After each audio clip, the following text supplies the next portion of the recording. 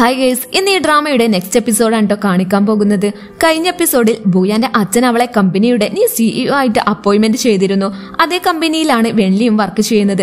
ഭൂയാൻ വന്ന ഉടനെ തന്നെ വെള്ളി കള്ളം പറഞ്ഞതിന് അവളുടെ മോന്തക്കിട്ട് ടപ്പേന്നൊരു അടി കൊടുക്കുന്നുണ്ട്. എല്ലാവരും നീ ആരോടി എന്നൊക്കെ ചോദിച്ച് അവളോട് ദേഷ്യപ്പെടുന്നുണ്ട്. അപ്പോ അവള് ഞാനാണ് ഭൂയാൻ എന്ന് പറയും. ഓഹോ, അപ്പോ ഇവളാണോ നമ്മുടെ സിഇഒയുടെ മകളെ എന്ന് മറ്റേ സ്റ്റാഫ് പറയും. അപ്പോ വെള്ളി സിഇഒയുടെ ഏത് മകളെ? ഓൾറെഡി അവളുടെ അച്ഛൻ അവളെ വീട്ടിൽ നിന്നും ഇറക്കി വിട്ടതാണ്. നീ ഇപ്പോ എന്തിനാണ് ഇങ്ങോട്ട് വന്നേ? നീ നിന്റെ അച്ഛനോട് കെഞ്ചി കാല് പിടിക്കാൻ വന്നതാണോ എന്ന് അവൾ ചോദിക്കും. അപ്പൊ ഭൂയൻ, ഞാൻ എന്തിനു വന്നെന്നും ആരെ കാണാൻ വന്നെന്നും നിങ്ങളെ പോലുള്ള എംപ്ലോയീസിനോടൊന്നും വരേണ്ട ആവശ്യം എനിക്കില്ല. വർക്ക് ടൈമിൽ എന്താ നിങ്ങളിവിടെ ഗോസിപ്പൊക്കെ പറഞ്ഞിരിക്കുകയാണോ? ഇങ്ങനെ ചെയ്താൽ നിങ്ങളെയൊക്കെ ഇവിടുന്ന് റെസിഗ്നേഷൻ ലെറ്റർ തന്ന് പറഞ്ഞു വിടേണ്ടി വരുമല്ലോ. അപ്പൊ വെള്ളി, എന്ത് റെസിഗ്നേഷൻ ലെറ്ററോ? നീ ആരാ ഇതൊക്കെ പറയാൻ? ഓവർ ആവല്ലേ മോളെ. ഇതിനു മുന്നേ ഫേക്ക് മാരേജ്, ഇപ്പൊ നീ ആരാ ഫേക്ക് ബോസോ? നിനക്ക് മര്യാദക്ക് ഇവിടുന്ന് പോകുന്നതാ നല്ലത്. എന്നോട് പുറത്തു പോകാൻ പറയാൻ നീയാരാ? മാനേജറോ അതോ സെക്യൂരിറ്റിയോ എന്ന് ഭൂയാൻ ചോദിക്കുമ്പോൾ മറ്റൊരു സ്റ്റാഫ്, മാനേജറുടെ ഫേവറേറ്റ് എംപ്ലോയി ആണ് ഇവള് പറഞ്ഞാൽ മാനേജർ എന്തും ചെയ്യുമെന്ന് ഇവിടെയുള്ളവരൊക്കെ ബിൽഡപ്പ് കൊടുക്കും. എന്നാൽ ശരി, നീ നിന്റെ മാനേജറെ വിളിച്ചിട്ട് എന്നെ വന്ന് പുറത്താക്കാൻ പറ. അങ്ങനെ വെള്ളി മാനേജർക്ക് കോൾ ചെയ്യും. എന്നാൽ അയാൾ അവളുടെ കോളൊന്നും പിക്ക് ചെയ്യുന്നുണ്ടായിരുന്നില്ല. എന്തുപറ്റി? നിന്റെ കോൾ അയാൾ എടുക്കുന്നില്ല. ശരി, ഞാൻ നിന്നെ ഹെൽപ്പ് ചെയ്യാമെന്ന് പറഞ്ഞ് ഭൂയാൻ മാനേജർക്ക് കോൾ ചെയ്യും.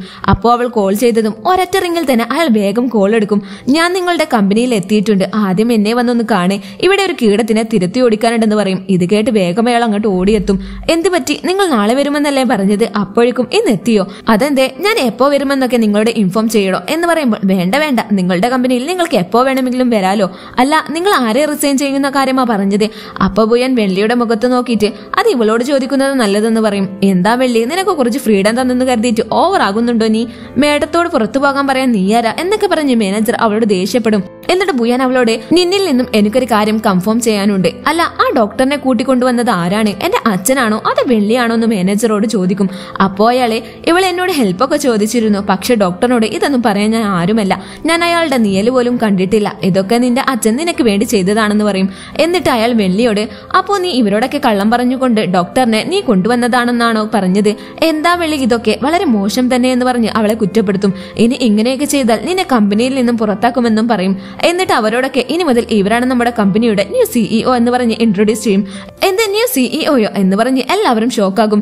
എന്നിട്ട് ഭൂയൻ വെള്ളിയോട്, നോക്കി, ഇനി ഇങ്ങനെയൊന്നും ചെയ്യാതെ നിന്റെ ജോലി മര്യാദക്ക് ചെയ്തു തീർക്കാൻ നോക്ക് എന്ന് പറഞ്ഞ് വിരട്ടിപ്പോകും. അന്നേരം എല്ലാവരുടെയും ഫോണിലേക്ക് ഭൂയാനും സീനിയറും തമ്മിൽ എൻഗേജ്മെന്റ് ആണെന്ന് പറഞ്ഞിട്ട് ന്യൂസ് വരും. എന്താ ഇത് സത്യമാണോ എന്നൊക്കെ എല്ലാവരും തമ്മിൽ സംസാരിക്കും. ഇത് കണ്ട ഭൂയാനും ആകെ ഷോക്കായിരിക്കാണ്. ഉടനെ തന്നെ വെള്ളി ഈ ന്യൂസ് യൂജാങ്ങിന്റെ അമ്മയ്ക്കും ഫോർവേഡ് ചെയ്യും. ഇവിടെ അമ്മ ഹോസ്പിറ്റലിൽ നിന്നും ഡിസ്ചാർജ് ആയിട്ട് വന്നിരിക്കുകയാണ്. ഇവന്റെ അച്ഛൻ മരിച്ചത് ഭൂയാന്റെ അച്ഛൻ കാരണമാണെന്നുള്ളത് അമ്മ അവനിൽ നിന്നും പറയാതെ മറച്ചു വെച്ചിരിക്കുകയാണ്. ഇതവൻ അറിഞ്ഞാൽ അവന്റെ കൺട്രോൾ പോകുമെന്ന് കരുതിയിട്ടാണ് അമ്മ അവനോട് പറയാത്തത്. അന്നേരം അമ്മ അവനോട്, നീ ആ ഭൂയാനെ ഒഴിവാക്കുന്നതാണ് നല്ലത്. അതുമാത്രമല്ല, അവളുടെ എൻഗേജ്മെന്റും അടുത്തിരിക്കുന്നു എന്ന് പറഞ്ഞിട്ട് അമ്മ അവനക്ക് ആ ന്യൂസ് കാണിച്ചു കൊടുക്കും. ഇത് കണ്ട് അവനാകെ ഷോക്കായിട്ട് അവിടുന്ന് ഓടും. അതേസമയം ഭൂയാനും ഇതേപറ്റി ചോദിക്കാൻ അവളുടെ അച്ഛന്റെ അടുത്തേക്ക് വന്നിരിക്കുകയാണ്. എന്താ ഇത് നിങ്ങൾ ഈ കൊടുത്തിരിക്കുന്നത്? എന്റെ കല്യാണം എന്നൊക്കെ പറഞ്ഞിട്ട് ഇതേപറ്റി നിങ്ങൾ എന്നോട് ഒരു വാക്ക് പോലും പറഞ്ഞില്ലല്ലോ. എന്താ നിങ്ങളുടെ ഉദ്ദേശം എന്നൊക്കെ ചോദിക്കും. അപ്പോ അച്ഛൻ പറയും, നമ്മുടെ കമ്പനി ലോസായ സമയത്ത് സീനിയറുടെ കമ്പനിയാണ് നമ്മളെ ഹെൽപ്പ് ചെയ്തത്.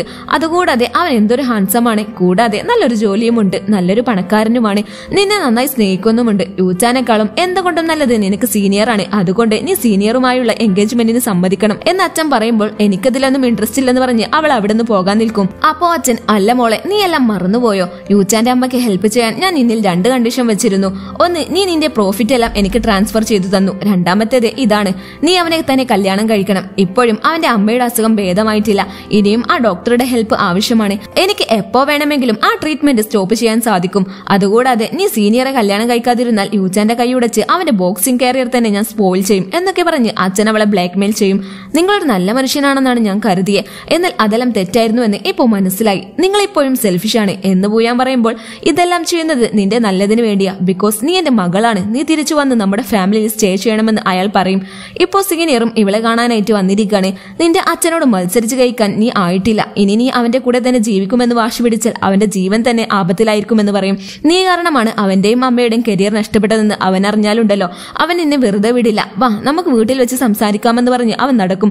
അപ്പോ അവൾ, എന്ത് എന്തിനാ വീട്ടിലൊക്കെ വെച്ച് സംസാരിക്കുന്നേ? അപ്പോ അവൻ നമ്മുടെ രണ്ടുപേരുടെയും എൻഗേജ്മെന്റ് ആണ്. അപ്പോ നമ്മൾ രണ്ടുപേരും എപ്പോഴും കൂടെ ഉണ്ടായിക്കൂടെ? അതാ നിന്റെ വീട്ടിൽ സ്റ്റേ ചെയ്യുന്നേ.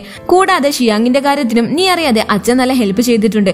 അപ്പോ അവള് എന്റെ അച്ഛൻ എന്ത് ചെയ്താലും ശരി, നിനക്ക് എന്റെ വീട്ടിൽ സ്റ്റേ ചെയ്യാൻ മാത്രമേ കഴിയൂ. എന്റെ മനസ്സിൽ ഫുൾ യൂച്ചാനാണെന്ന് അവൾ പറയും.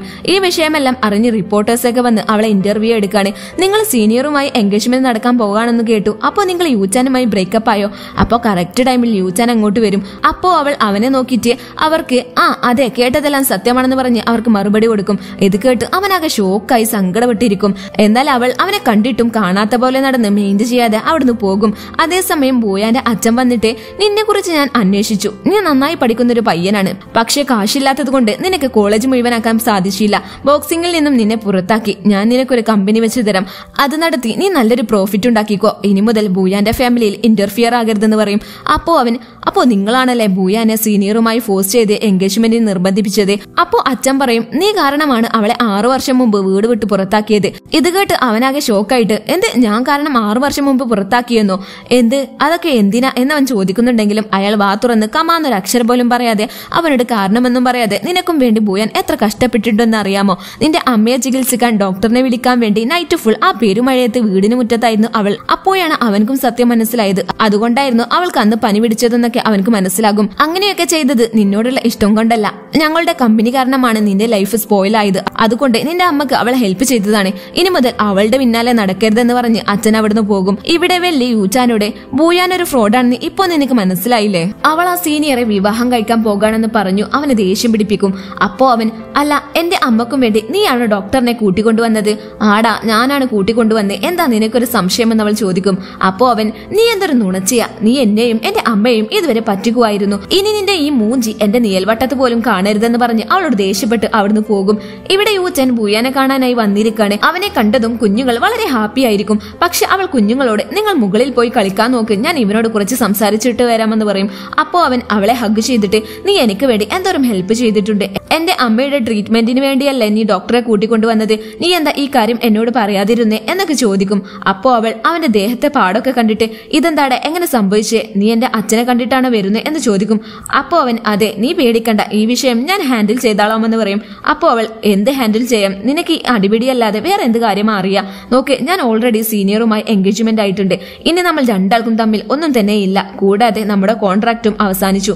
ഇനി നീ നിന്റെ വഴി നോക്കി പോകാൻ നോക്ക് എന്നൊക്കെ പറയുമ്പോൾ അവൻ അവളെ സഡൻലി കിസ് ചെയ്യും. ഉടനെ അവൾ അവന്റെ കണ്ണും നോക്കി ഒരൊറ്റ അടി കൊടുക്കും. നീ കാരണമാണ് ഞങ്ങളുടെ കമ്പനി നശിച്ചത്. ഞാൻ നിന്റെ കൂടെ നിൽക്കുന്ന ഓരോ നിമിഷവും എനിക്ക് പേടിയാണ്. കൂടാതെ കുട്ടികളും നിന്റെ കൂടെ നിന്നെ പഠിച്ചു ജീവിച്ചാൽ അവരും കഷ്ടപ്പെടും. ഞാനും ഒരുപാട് ട്രൈ ചെയ്തില്ല, ഇനി എനിക്കതിന് സാധിക്കില്ല. അപ്പോ അവൻ സങ്കടത്തോടെ തുടക്കത്തിൽ ഞാൻ വിചാരിച്ചു നീ സീരിയസ് ആണെന്ന്. അപ്പോ എനിക്കൊന്നും തന്നെ ഉണ്ടായിരുന്നില്ല. പക്ഷെ ഇപ്പോ എനിക്ക് നിന്നെ പിരിയാൻ പറ്റാത്ത അവസ്ഥയാണ്. ബട്ട് അപ്പോഴൊക്കെ നിന്റെ മനസ്സിൽ സീനിയർ ആയിരുന്നല്ലേ, ഞാൻ അറിഞ്ഞിരുന്നില്ല നീ എന്നെ ചതിക്കുമായിരുന്നെന്ന്. അപ്പോ അവൻ കാരണമാണ് ഞങ്ങളുടെ കമ്പനി ഒരു നിലക്ക് നിൽക്കുന്നത്. ഞങ്ങളുടെ കമ്പനിയെ അവൾക്ക് സഹായിക്കാൻ കഴിയും, പക്ഷെ നിന്നെ കൊണ്ട് അതിന് സാധിക്കില്ല. അപ്പോ അവൻ പറയും വെള്ളി പറഞ്ഞത് സത്യമാണ്, നമ്മുടെ സ്റ്റാറ്റസിലുള്ളവരെ കല്യാണം കഴിക്കുന്നതാണ് ഏറ്റവും നല്ലത്. അപ്പോ ഞാൻ തുടക്കത്തിൽ നിന്നെ ലവ് ചെയ്തത് സത്യമായിരുന്നു, പക്ഷെ ഇപ്പോ അതിന് സാധിക്കില്ല എന്നവൾ പറയുമ്പോൾ എന്റെ കൂടെ നിൽക്കുന്നത് നിനക്ക് അത്ര കഷ്ടമാണെന്ന് അവൻ സങ്കടത്തോടെ ചോദിക്കും. അപ്പോ അവൾ അതെ എന്ന് പറഞ്ഞിട്ട് അവിടുന്ന് പോകും. അവനോട് അങ്ങനെയൊക്കെ പറഞ്ഞിട്ട് ഇവളെ ഇവിടെ നിന്ന് മോങ്ങി കരയാണ്. ഇവിടെ യൂച്ചാന്റെ അമ്മ നമുക്ക് പഴയ വീട്ടിലേക്ക് തന്നെ പോകാമെന്ന് പറഞ്ഞ ഡ്രസ്സ് എല്ലാം പാക്ക് ചെയ്യണേ. അങ്ങനെ തിങ്സ് എല്ലാം വെള്ളിയും അമ്മയും പാക്ക് ചെയ്യുന്നതിനിടയിൽ വെള്ളിക്ക് അവിടെ നിന്ന് ഒരു ഫോട്ടോ കിട്ടും. അപ്പോ അമ്മ ഇത് യൂച്ചാന്റെ കണ്ണിൽ കാണാതെ സൂക്ഷിക്കണമെന്ന് അവളോട് പറയും. യൂച്ചാന്റെ അച്ഛൻ മരിക്കാൻ കാരണം ഇയാളാണ്, അതുകൊണ്ട് ഈ ഫോട്ടോ അവൻ കാണാൻ പാടില്ലെന്ന് അമ്മ അവളോട് പറയും. എന്നാൽ ഈ ഫോട്ടോയിലുള്ളത് ബൂയാന്റെ അച്ഛനാണെന്ന് അവൾ അന്വേഷിച്ചു കണ്ടെത്തും. അതുകൊണ്ട് തന്നെ വെള്ളി അത് യൂച്ചാൻ കാണാനും വേണ്ടി അത് അവിടെ തന്നെ താഴെയിടും. ഇത് കണ്ട യൂച്ചാൻ എന്റെ അച്ഛൻ മരിക്കാൻ കാരണം ഇയാളല്ലേന്ന് പറഞ്ഞ് ടെൻഷൻ ആകാൻ തുടങ്ങും.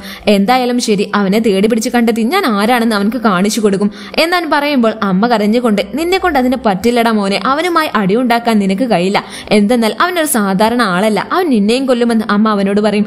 അന്നേരം വെള്ളി ആ ഫോട്ടോ നോക്കിയിട്ട് ഇത് ബൂയാന്റെ അച്ഛനാണെന്ന് പറയും. അത് അറിഞ്ഞതും അവൻ അയാളെ കാണാനായിട്ട് വരും. നീയല്ലേ എന്റെ അച്ഛനെ കൊന്നത് എന്നും പറഞ്ഞ് അച്ഛൻക്ക് ആ ഫോട്ടോ കാണിച്ചു കൊടുക്കും. നീ അവന്റെ മകനാണെന്ന് ഞാനെങ്ങനെ വിശ്വസിക്കാം? എന്നിട്ട് അസിസ്റ്റന്റിനോട് ഇവന്റെ അച്ഛൻ ആരാണെന്ന് അന്വേഷിക്കാൻ പറയും. അതുവരേക്കും അവനോട് ഗസ്റ്റ് റൂമിൽ സ്റ്റേ ചെയ്യാൻ പറയും. ഇവൻ ചെറിയ പയ്യനായിരുന്ന സമയത്ത് ഇവനക്ക് അച്ഛനില്ലാന്നും പറഞ്ഞിട്ട് ഒരുപാട് പേര് അവനെ അവനെ കളിയാക്കിയിരുന്നു.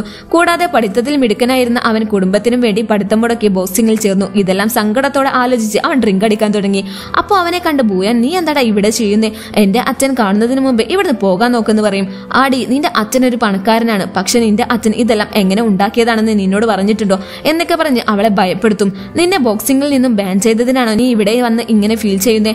നീ പേടിക്കാതെ അത് ക്യാഷ് കൊടുത്ത് സെറ്റിൽമെന്റ് ചെയ്ത് നിന്നെ രക്ഷിക്കാമെന്ന് അവൾ അവനോട് പറയും.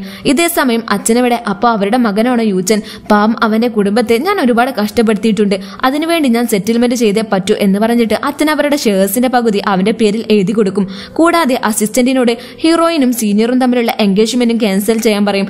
എന്താ സാർ നിങ്ങൾ ഈ പറയുന്നേ? ഇങ്ങനെ ചെയ്താൽ നമ്മുടെ കമ്പനിക്ക് വലിയ നഷ്ടം സംഭവിക്കും, അത് നിങ്ങൾക്ക് അറിയില്ലേ?